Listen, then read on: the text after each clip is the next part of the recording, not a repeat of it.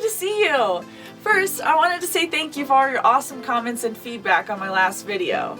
Supporting budding artists as well as the impact of good drawing and great feedback are topics that are really close to my heart. I'm grateful to receive your input and even more grateful for the support you showed me by sharing my video. In the last video, I talked about how drawing is an important fundamental to creating successful visual artwork, as well as the impact of having a creative community that can offer inspiration and new perspectives. Drawing is fundamental because anybody can use it to communicate, whether you consider yourself an artist or not. Creative community is important because it offers you support, accountability, encouragement, and feedback to continuously move you forward in your artistic growth. Have you ever struggled during your creative process? Have you ever hit a point where you felt stuck and just weren't sure where to go with a piece of artwork? Have you ever just lost inspiration and motivation to finish a piece? Man, it can be the most frustrating feeling to know that there's so much you want to create, but you're just not quite feeling up to it. You're not alone in experiencing this. This is what people refer to as an artist block. But there is a way out. There is a way to stay inspired and motivated, and it begins with developing confidence in your creative process by getting back to the basics, drawing. It all comes down to drawing. A mark on a surface, a line that describes a shape that describes an object, a movement, or an emotion. Mark making that brings an idea to the tangible world, something that can now be observed, understood, and discussed. There's a myth that you have to have some natural, magical talent in order to draw well. Well, I call BS. Drawing is the ability to translate through rendering what is seen or sensed in the physical world. We have no objections to using words to describe the physical, yet the value of communicating visually is constantly underestimated and dismissed. Anyone can learn to draw. Drawing is a learnable skill. Drawing is just another language, a visual language that is more widely understood than any spoken language. What is often referred to as talent is actually creativity working in combination with skill. Creativity is the ability to imagine beyond what already exists to the possibility of what could. If you can write an L, an S, an O, and a period at the end of a sentence, then you can draw. Let me show you how this works. All right, L, S, O, period. Here we go. L, S, O, period. L shows us that we can draw a straight line. It also shows us that we can draw a 90-degree angle. Now, these are just really basic tools that you can use to manipulate or to reference when you're looking at something and trying to figure out where are the defining lines, right? So L gives you your straight line. It gives you the ability to draw your right angle.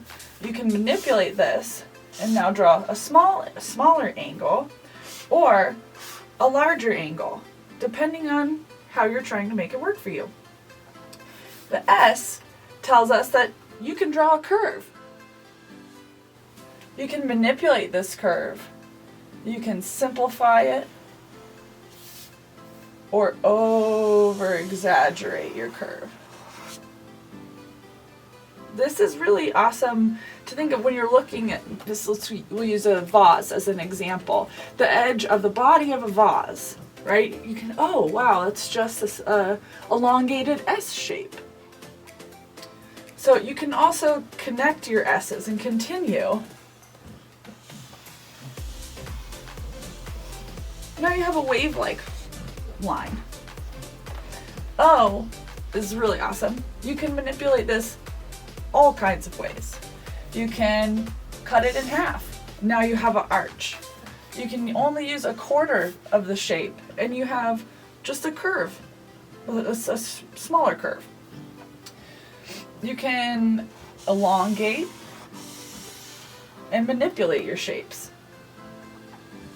This is super, super helpful when you're trying to look at something and figure out how a shape works and how they interact and how to like look at an object to find the edge. You can look for the L, the S, and the O shape.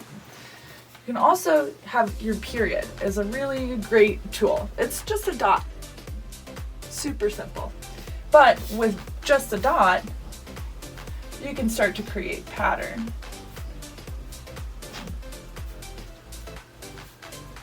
And texture.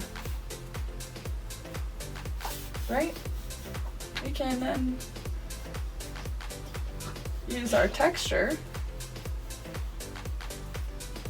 and we can decide, oh, I'm gonna add some O's.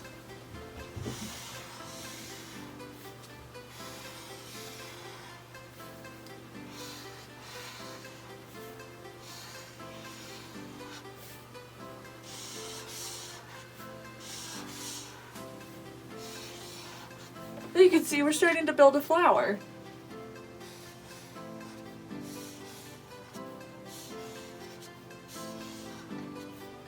Awesome. Now we can use our S line to create a stem.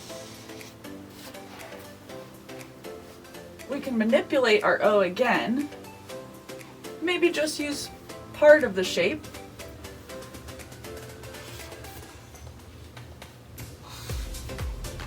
And then we can use our L, our straight line. Pretty simple. Now, let's step it up and see how it actually relates to drawing things that you can see in the world. I'm going to start with the idea of flowers in a vase. So, I think I would like one tulip-like flower. And I'm going to think, what does that look like? What is the shape of it? What I see is part of an O. Then I can decide, do I want to do curved or pointed? I think I want to go with curves.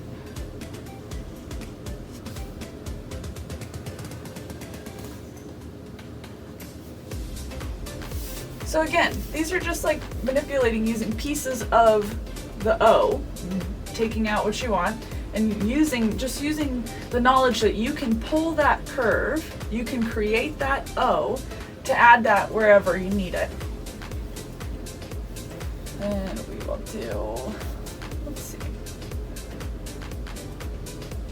we'll do like a daisy. So we'll do a circle, maybe add some texture.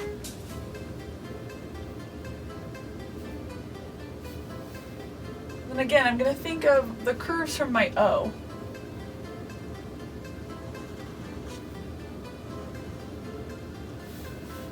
And a little bit of S for a little flare of the petal.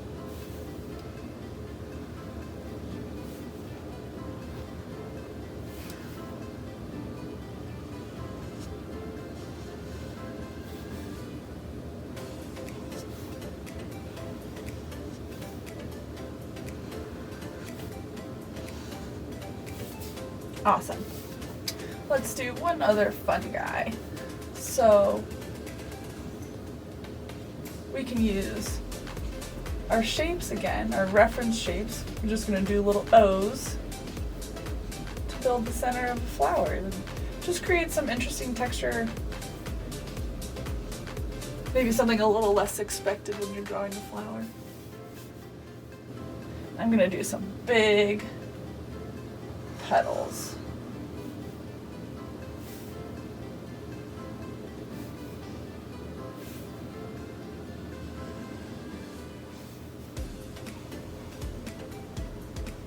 Again, you can see the reference to the O shape.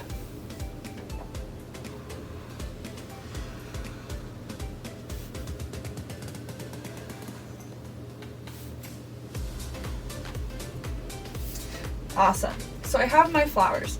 Now I'm going to add my stems and draw my vase. So I want to know about where the top of my vase will be. So again, I'll use the O shape. And then I'm going to reference the S shape. Oh, actually first I'll add my bottom O. here we go with this.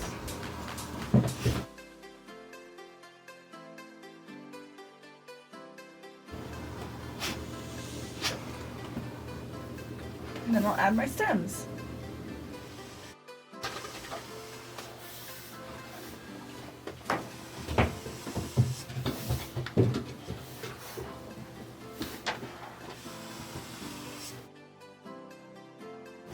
Put a little water just for fun.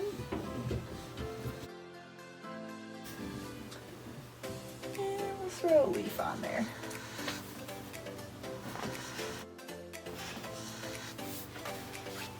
So, hopefully that shows you a really simple way to use those really basic shapes. L, S, O, and your period. You can go in and add more detail.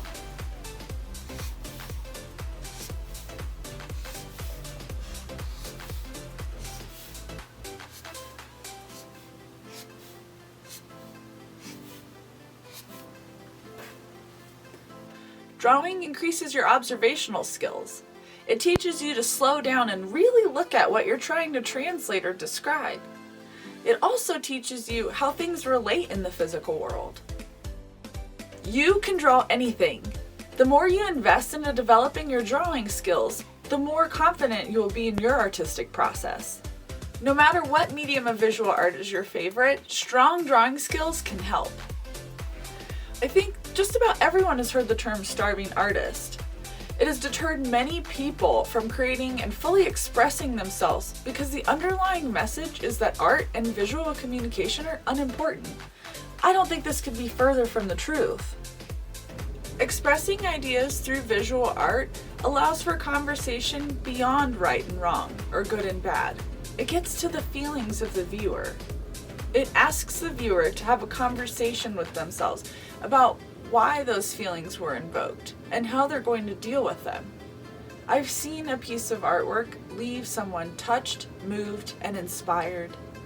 Before I go, I wanted to share with you a testimonial from one of my amazing friends from college, Dustin Hamill, now an entrepreneur, video editor, and tech whiz extraordinaire, with whom I had the opportunity to teach drawing and why it was relevant to him and his creative passion of filmmaking.